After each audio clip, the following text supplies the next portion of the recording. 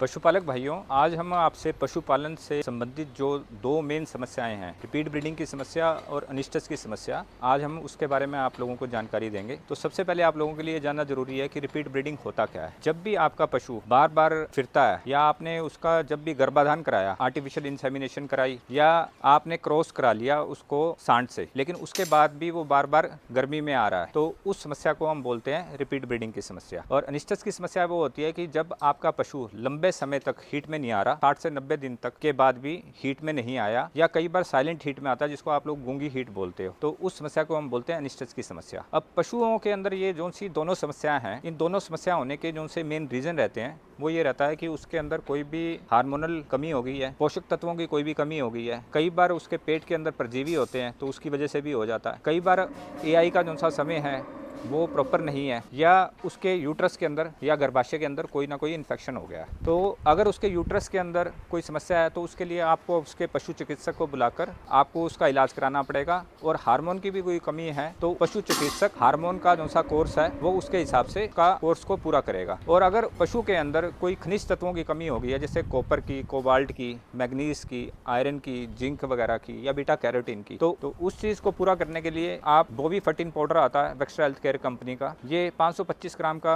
Box आता है। ये डेली आपने 25 ग्राम अपने पशु को रोज देना है। और अनिस्टस का अगर आपके पशु के अंदर केस है, बांझपन का अगर केस है, तो ये आपने 25 ग्राम डेली देना है अपने पशु को, जब तक आपके पशु दोबारा गर्मी में या हीट में नहीं आ जाता।